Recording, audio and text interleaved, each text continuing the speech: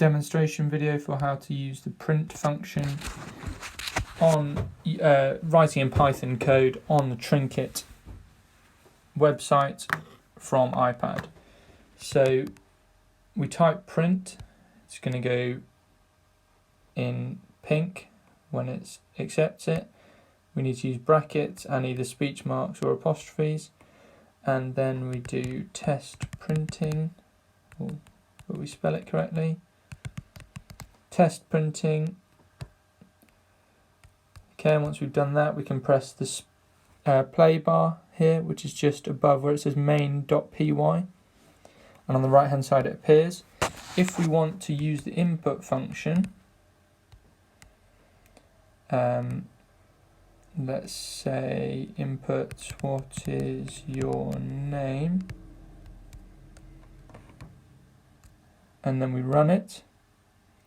You see on the right hand side here it's asking us for input, so we type in the name on the right hand side, then we press enter.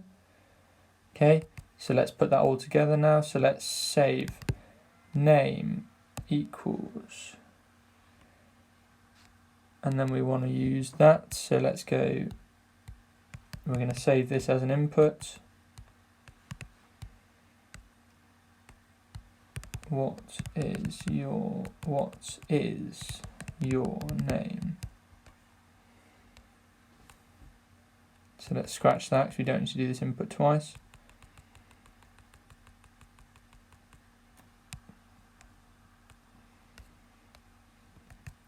Okay, and then